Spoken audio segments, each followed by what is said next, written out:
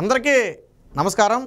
2019లో జగన్మోహన్ రెడ్డి గెలుపులో తల్లి విజయమ్మ, చెల్లి షర్మిలతో పాటు బావ అయినటువంటి బ్రదర్ అనిల్ పాత్ర కూడా ఉందనేది జగమెరిగిన సత్యం. విజయమ్మ, బ్రదర్ అనిల్ పూర్తిగా బైబిల్ పట్టుకుని నాడు క్రిస్టియన్ ఓట్లన్నీ కూడా జగన్మోహన్ రెడ్డికి వేయించడానికి విశ్వ ప్రయత్నం చేశారు, మనందరికీ తెలుసు. అయితే ఇప్పుడు ఆ ముగ్గురు జగన్మోహన్ రెడ్డికి దూరంగా ఉన్నారు.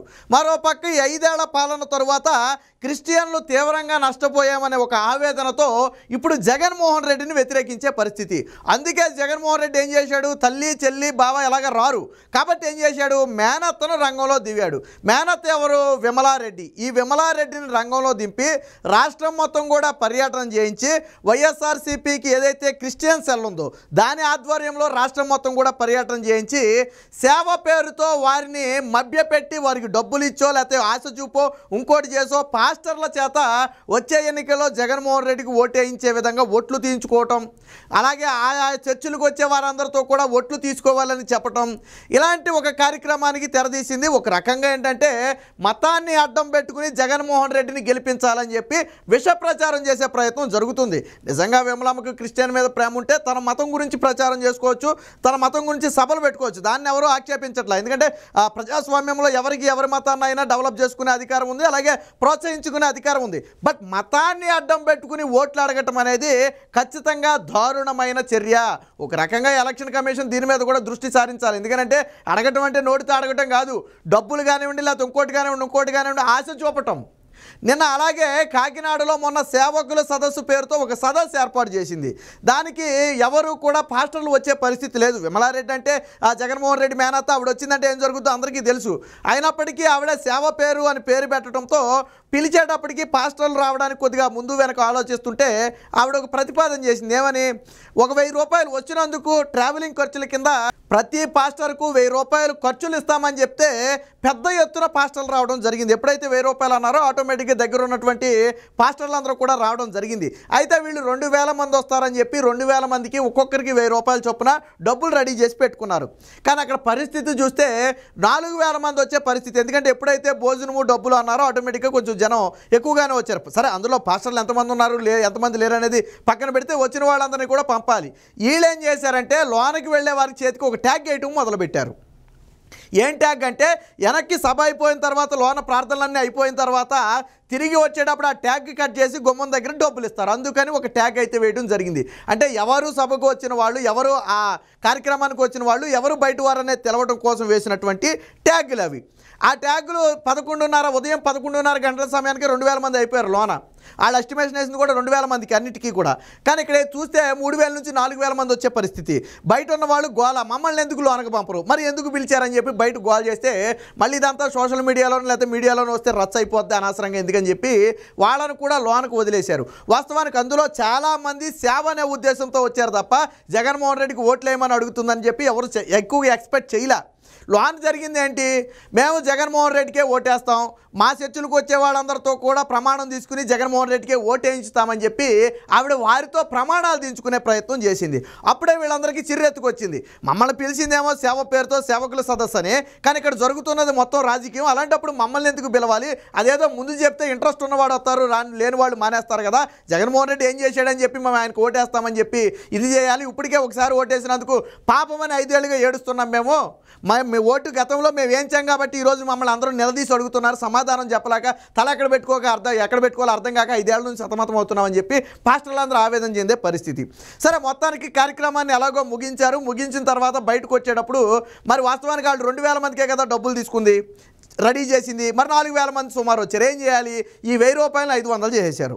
అందుకని ఏం చేశారు, 500 చేతిలో పెట్టడం పంపించడం, 500 చేతిలో పెట్టడం పంపించడం. సరే, కొంతమంది అక్కడ కూడా నిలదీశారు, మీరు 1000 ఇస్తానని చెప్పి ఇప్పుడు 500 ఇవ్వటం ఏంటని చెప్పి కొంతమంది నిలదీశారు. కానీ చివరికి వచ్చేటప్పుడు డబ్బులు చాలకపోతే వాస్తవానికి అక్కడే తొక్కిసలాటగా మారిపోయింది. ఎక్కడైతే డబ్బులు ఇస్తున్నారో ట్యాగులు కట్ చేసే దగ్గర తొక్కిసలాటగా మారిపోయింది. మరి 4000 మంది అంటే ఆటోమేటిక్గా తొక్కిలాటలు ఉంటుంది. వెంటనే విమలారెడ్డి ఏం చేసిందంటే ఇదేదో రసబాసగా మారే అవకాశం ఉందని చెప్పి దొడ్డిదారి నుంచి కారు రప్పించుకుని అటు నుంచి అట్టే పరారైపోయింది. ఎవరు? విమలారెడ్డి అటు నుంచి అటు పరారు. విమలారెడ్డి అటు పరారైపోతే నిర్వాహకులు కూడా డబ్బులు ఉన్నంత వరకు ఇచ్చి డబ్బులు అయిపోతున్నాయి అనుకున్నప్పుడు ఒక్కొక్కడిగా జారు కూడా మొదలుపెట్టారు. ఇక ట్యాగులు కట్ చేసేవాడు లేడు, డబ్బులు ఇచ్చేవాడు లేడు.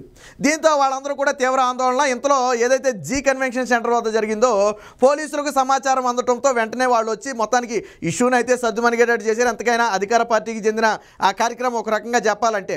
కాబట్టి ఇష్యూని అయితే ఏదో కొద్దిగా సద్దుమణిగారు, కానీ ఆగ్రహం అయితే తీవ్రంగా వ్యక్తం చేశారు. సో దానికి సంబంధించిన ఆధారాలు కూడా మన దగ్గర ఉన్నాయి. ఇదిగో ఇది అసలు ఆవిడ ఏర్పాటు చేసినటువంటి సదస్సుకు సంబంధించి ఇదిగో ఇది స్వాగతం సుస్వాగతం కాకినాడ జిల్లా సేవకుల సదస్సు అని చెప్పి ఒక సదస్సు ఏర్పాటు చేసుకుంది. ఇది ఇక్కడ చూడొచ్చు.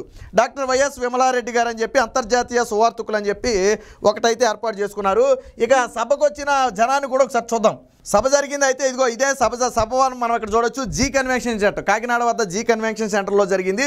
ఇది ఇక్కడ పేరు చూడొచ్చు, జీ కన్వెన్షన్ హాల్ వద్ద జరిగింది. ఆల్రెడీ పైన కొంతమంది ఉన్నారు, కింద చూడండి సభలో అంటే కొంచెం జనం అయితే కొంచెం ఎక్కువగానే వచ్చారు. ఇక ట్యాగులు కత్తిరించి డబ్బులు ఇచ్చే సీనం చూసారు, అదే హైలైట్. అది చూద్దాం ఒకసారి. మీరు జాగ్రత్తగా గమనించండి. ఇక్కడ ఒక వ్యక్తి ఇదిగో ఇక్కడ ఒక వ్యక్తి ట్యాగ్ కట్ చేస్తున్నాడు చూసారా. చేతికి blue colour white colour tag ఒకటి ఉంది. ఇదిగో ఇక్కడ కత్తిరితో కట్ చేస్తున్నాడు. ఇదిగో 500 రూపాయల నోటు సిద్ధంగా పట్టు కూర్చున్నాడు. ఎప్పుడైతే ఈ ట్యాగ్ కట్ చేశారో ఆ ట్యాగ్ కట్ చేసిన చేతిలో 500 రూపాయల నోటు పెడతాడు. ఒకసారి మీరు చూడండి. ఇగో డబ్బులు, ఇగో ఆ చేతిలో డబ్బులు. కట్ చేసిన వెంటనే చేతిలో నోటు పెట్టాడు చూసారా. మళ్ళీ కట్ చేస్తాడు చూడండి. ఇదిగో మళ్ళీ ఇక్కడ కట్ చేస్తున్నాడు. ఇదిగో మళ్ళీ ఇక్కడ కట్ చేస్తున్నాడు. ఇదిగో 500 రూపాయల నోటు. మళ్ళీ కట్ చేయగానే ఏం చేస్తాడు చూడండి, మళ్ళీ చేతిలో నోటు పెడతాడు చూడండి. ఆ కటింగ్ అవగానే అదిగో చేతిలో నోటు పెట్టాడు. సో అలాగా ఎక్కడ కూడా తొక్కిసలాట, కటింగ్ దగ్గర కూడా చూడండి జనం ఒక్కసారిగా తోపిసలాట జరిగే పరిస్థితి. ఎందుకంటే మనం ఇందాకే చెప్పాం, అనుకున్న దానికంటే ఎక్కువ మంది రావటం, అందులోనూ ఇంతమంది వచ్చారు కాబట్టి ఎవరికి డబ్బులు వస్తాయో ఎవరికి డబ్బులు రావు అన్న ఉద్దేశంతో వారంతా కూడా కొంచెం తోసుకునే పరిస్థితి. మన ఇక్కడ మహిళలు కూడా ఉన్నారు చూడండి. అదిగో డబ్బులు ఇస్తున్నారు, కట్ చేయడం డబ్బులు ఇవ్వడం, కట్ చేయడం డబ్బులు ఇవ్వడం, ఇలా జరిగింది. అయితే ఎప్పుడైతే విమలారెడ్డి వెళ్ళిపోయిందని చెప్పి దీన్ని కండక్ట్ చేసిన వాళ్ళకి తెలిసిందో వాళ్ళు మెల్లగా జారుకున్నారు. చివరికి వచ్చేటప్పటికి ఏమైంది, చివరిలో ఉన్న వారికి ట్యాగులు కట్ చేయలేదు, డబ్బులు ఇవ్వలేదు. అంటే జగన్మోహన్ రెడ్డి ఏ స్థాయికి దిగజారిపోయాడంటే తన మేనత్తను అడ్డం పెట్టుకుని క్రిస్టియన్ల చేత ఓట్లు వేయించే ప్రయత్నం చేస్తున్నాడు. వాస్తవానికి మతాన్ని ప్రచారం చేసుకోవడంలో తప్పు లేదు, ఎటువంటి తప్పు లేదు, మనం దాన్ని కాదనే పరిస్థితి కూడా కాదు. కానీ మతం పేరుతో లోనేం జరుగుతుంది, జగన్మోహన్ రెడ్డికే ఓట్లు వేయాలా. అలా మీరు ఓట్లు వేయాలా, మీరు మీ చర్చిల్లో వచ్చే వాళ్ళతో కూడా జగన్మోహన్ రెడ్డికే ఓట్లు వేస్తామని ఒట్లు తీసుకోవాలని చెప్పి బలవంతం చేసే పరిస్థితి. కానీ పాస్టర్లు ఏమంటారు, అసలు సిగ్గుండాలి మాకైనా రావడానికి పిలవడానికి, మీకైనా సిగ్గుండాలా. ఈ 5 ఏళ్లలో ఎంత నష్టపోయామో చూస్తూనే ఉన్నాం కదా. ఇప్పుడు పాస్టర్లు అయినా మనుషులే కదా, వాళ్ళకి ఫ్యామిలీలు ఉంటాయిగా. ఇప్పుడు జగన్మోహన్ రెడ్డి ధరల భారం వాళ్ళ మీద పడలేదా, జగన్మోహన్ రెడ్డి బాదుకాళ్ళు గురవలేదా, జగన్మోహన్ రెడ్డి పెట్టిన హింసల్లో క్రిస్టియన్లు ఇబ్బంది పడలేదా, పడ్డారు కదా. సామాన్య ప్రజలు ఏ ఇబ్బందులు పడతారో క్రిస్టియన్లు కూడా వాళ్ళే ఇబ్బంది పడతారు. మతం ఏదైనప్పటికీ జీవన విధానం అదే కదా. ఈ రాష్ట్రంలో బతికేవాళ్ళే కదా, వాళ్ళకి పిల్లలు ఉంటారు, వాళ్ళ పిల్లలకి భవిష్యత్తు తెలుసు కదా. అందులో చదువుకున్న వాళ్ళైతే ఇంకా బాగా ఆలోచిస్తారు. మా పిల్లలకి భవిష్యత్తు లేకుండా చేస్తున్నారు, రాష్ట్రాన్ని అప్పులు పాలు చేస్తున్నారని ఇంకా ఎక్కువగానే ఆలోచిస్తారు అలాంటి వాళ్ళు. కాబట్టి తెలిసి అందుకు వేయించడానికి ఒట్టేయడానికి వీళ్ళు ససేమిరా అన్నారు. మా చర్చిలో మేము కూడా ససేమిరా చెప్పం, ఎవరికి కావాలో వాళ్ళకి ఓటేసుకుంటారు, మేము పలానా పార్టీకి ఓటేయమని చెప్పే పరిస్థితి లేదు.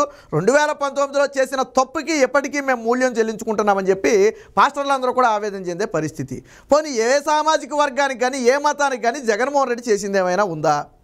తాను దోచుకోవడం తప్ప. మరి 4.5 ఏళ్ల పాటు 5 ఏళ్ల పాటు పాస్టర్లు ఎందుకు గుర్తుకు రాలేదు?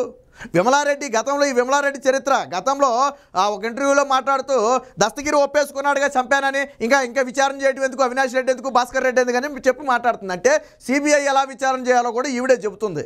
పైగా ఈవిడికి ఉదయం 5:30 6 గంటలకు తెలిసిందని కూడా ఏదో ఇంటర్వ్యూలో చెప్పినట్టుగా ఉంది. నాకు చనిపోయాడని ఉదయం 6 గంటలకు. మరి 6 గంటలకు బాహ్య ప్రపంచానికి తెలియకముందు ఈవిడికి ఎలా తెలిసిందో సిబిఐ విచారణ చేస్తే సరిపోద్ది.